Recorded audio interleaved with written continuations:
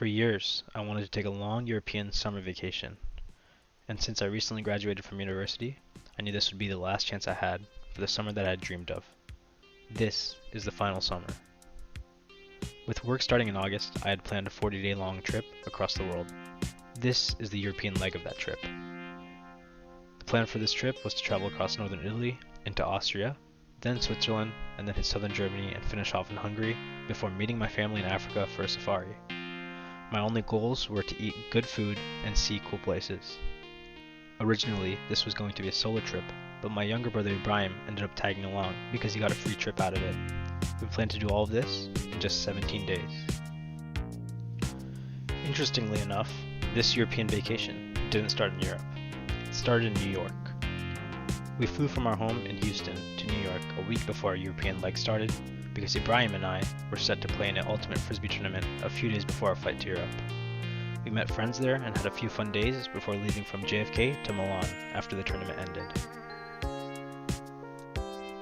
The flight to Milan was a smooth one, even though we were on a no-name Italian airline, and we reached Milan in the morning. The plan was to stay in Milan until noon, and then head to Verona to meet our cousin Murtaza, who was flying in from London that evening. And then we would all drive up to Lake Garda to enjoy a day on the water. In Milan, we took a train into town and saw whatever the main sights Google told us to see before eating breakfast in a cafe.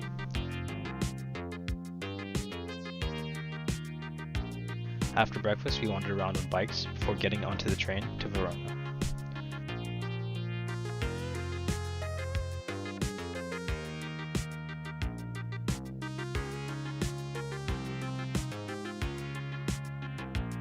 In Verona, we found a Colosseum, so we explored that for a bit, and then walked around the town until we met Murtaza, who picked us up in his rental car.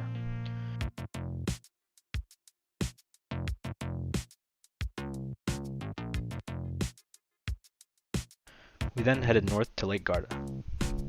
On the way there, we got caught in thunderstorms, and as we got into Garda, night fell. We decided to go for pizza for dinner and then called it a night. The next day, we enjoyed breakfast in a cafe by our hotel before sunbathing on the lake.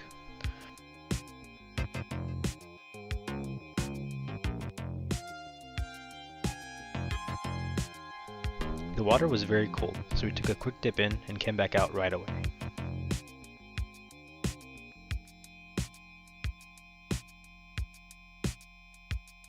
We spent the day exploring the Garda town, ate great food, and saw the old fort.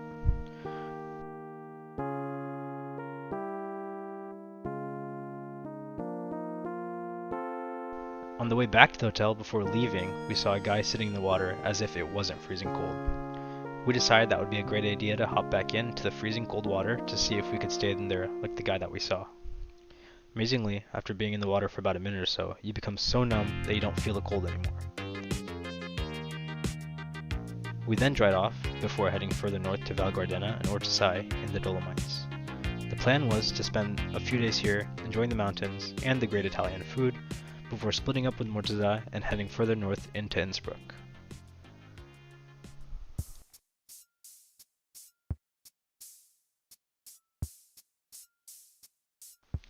We got to Val Gardena in the evening, and the first order of business was to find some dinner. The only place open was a small pizzeria connected to a sports center.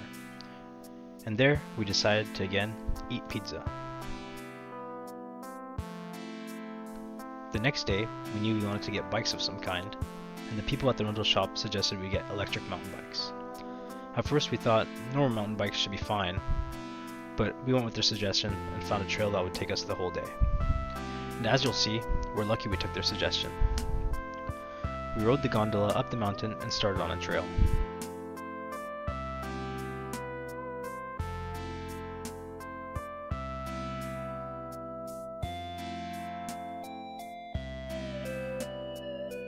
At some point, we were hungry again and stopped in one of the villages for some pasta. Now here is where we made a huge mistake. After leaving the village, we took a wrong turn and ended up descending down a road into the valley. We only realized our mistake when we were all the way down.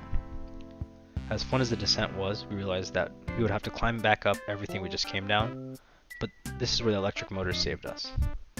It turned an insanely hard 2-hour climb into an easy 30-minute climb.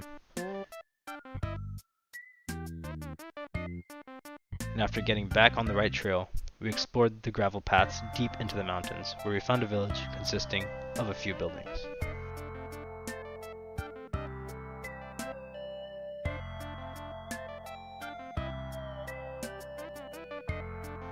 There we found some local desserts and some drinks, which could only be found in this specific village in the middle of nowhere.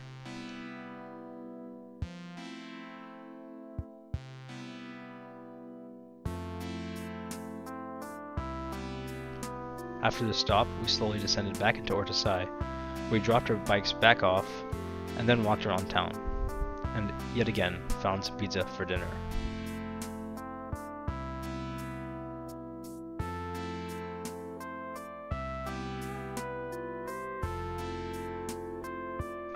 To finish off this long day, we played poker and watched the seeding games of the Euros.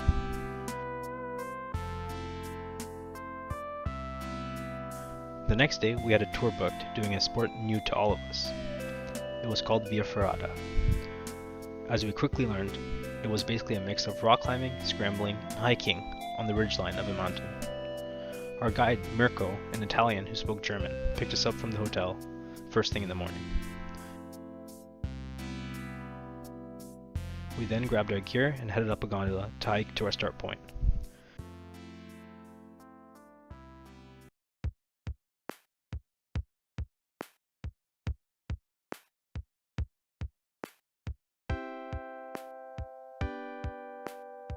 It was a cloudy day, so the views weren't ideal, but we climbed up this ridge with Mirko guiding us all the way up.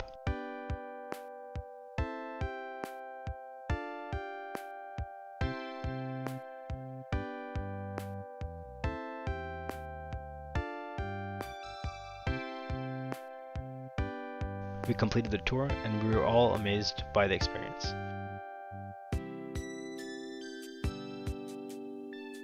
We finished off the day with some food other than pizza and called it a night. The next day we checked out of our hotel, as this was our last day with Murtaza and the last day in the Dolomites. We drove south at the recommendation of Mirko the day before to find a hike that he suggested.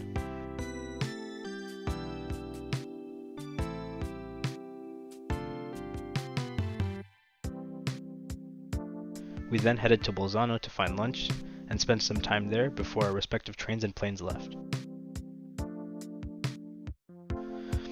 We parted ways with Murtaza after lunch and he headed back south to Verona to get on his plane.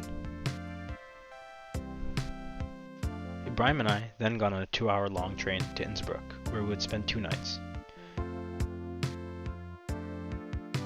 In Innsbruck, we were shocked at how nice our hotel room was, given the cheap price I booked it at. Spoiler, it wasn't this nice in every city. We then explored the city as usual and found dinner before calling it a night. The next day was a bit of an adventure. We knew we wanted to go to the Nordkette, the top of Innsbruck. Now there's 2 ways you can get there, a smooth and easy gondola or hiking 5 kilometers with 1,000 meters of elevation gain. You might assume we would take the gondola all the way up, but it turns out that would cost us €100 to do that. And the broke college kids that we were, we quickly turned to the hiking option. We decided that this would now be an all-day affair, and we would go to the grocery store, stock up on food to take with us on the hike. We then started the nearly vertical hike up the mountain, stopping to rest many times along the way.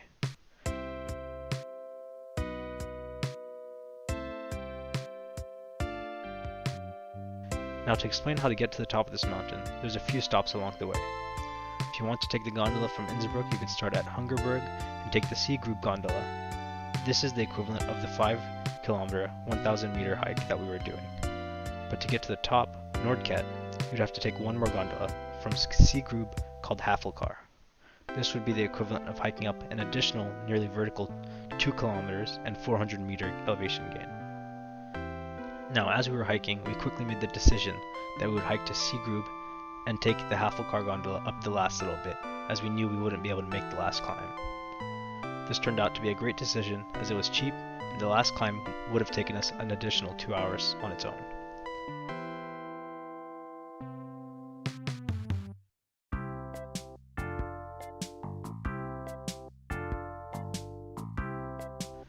After eating lunch and spending time at the summit, we basically ran down the mountain and made it back into town within 45 minutes.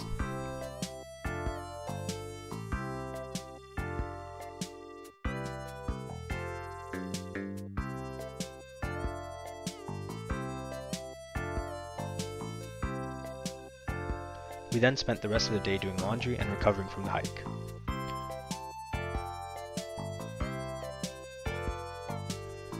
The next day we checked out of our hotel and spent a few hours in the town before getting on a train to Zurich. This train was supposed to be very straightforward, 2 hours direct to Zurich with no transfers in between. What ended up happening was the train arrived to Innsbruck an hour late. As we were heading to Zurich, we were notified that the train would be terminating in a town called Buchs, on the border of Switzerland and Liechtenstein, due to the delay. We then had to transfer twice before ending up in Zurich a few hours later than expected. In Zurich, we were staying at an easy hotel, which was a significant downgrade from what we were used to in Austria the day before. Our only goal in Zurich was to eat as much chocolate as humanly possible. In the morning, we had a Lindt factory tour planned.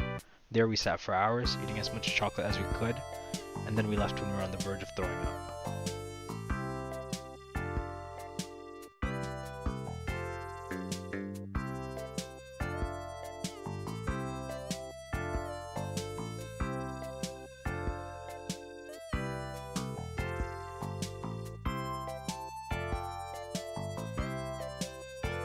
After that, we found a nice beach on Lake Zurich and relaxed.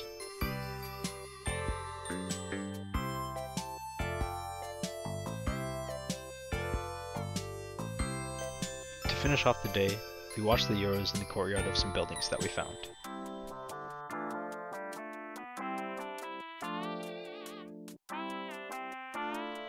The next day, we took the first train to Stuttgart that was available. We checked into our hotel there and got settled in. The only reason I chose to go to Stuttgart was to go to the car museums that were there. So, the next day, we took scooters to the Mercedes Museum.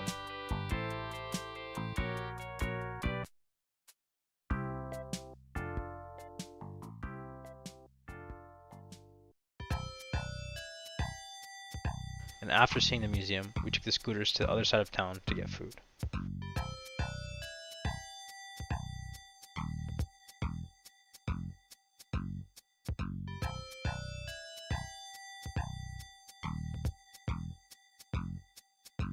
We then visited the Porsche Museum.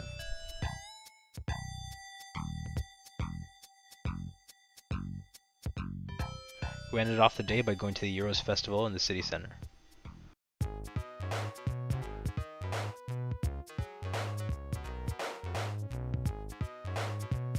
After 2 nights in Stuttgart, we left for Munich. We had 4 nights planned in Munich as there were a few day trips outside the city planned. After reaching and checking into our hotel, we took bikes into the city center to explore. While walking around, we found the Munich Residence Museum and took a look around.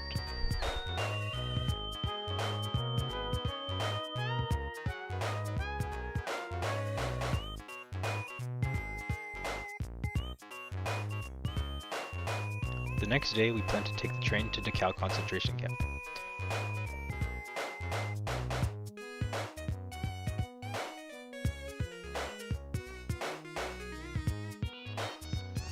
We visited the Dachau Museum all day.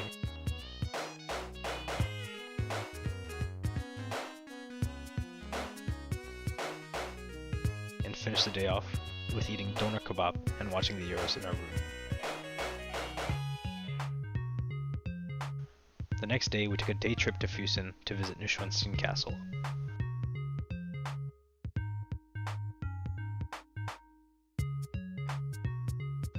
We took the 3-hour train there and rented some bikes in the city so that we could bike to the castle.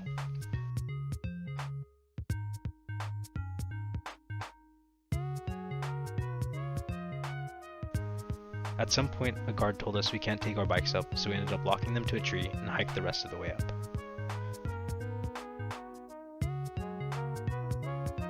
We hiked a couple of miles to the lookout point as our tour time was later in the afternoon.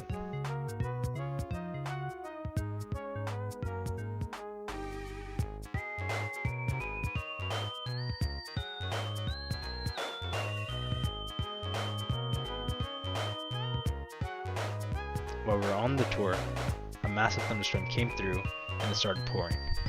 We had to run to our bikes and bike through the storm to make it back down to the city for the train. This ended our time in Germany.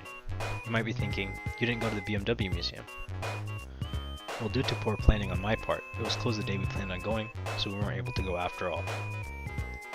The final city on our trip was Budapest. While booking the train from Munich to Budapest, we realized that all the tickets were sold out. We ended up finding some tickets that would work, but the problem was all the seats were booked. So we had to sit in the gaps between the train cars for the 6-hour ride. In Budapest, we got onto public transport to get to our hotel, but we forgot to buy our tickets. On our way out of the train station, we got caught by the ticket police, and they wanted us to pay a fine. I don't have footage of this unfortunately, but we got into a Mexican standoff with the workers, and it ended with them letting us go after 20 or so minutes, because we think their shift ended. The next day, we explored the main sites of Budapest. We went to the baths, and a church and a cave. We ended the day packing and doing laundry, as our flight to Africa was early the next day.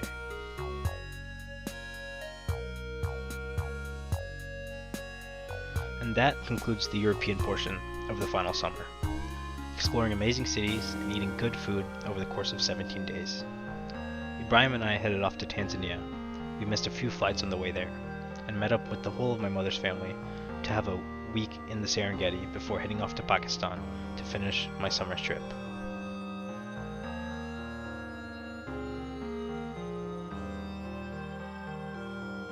Great memories were made, and after all is said and done, I can confidently say that this won't be my last summer trip like this.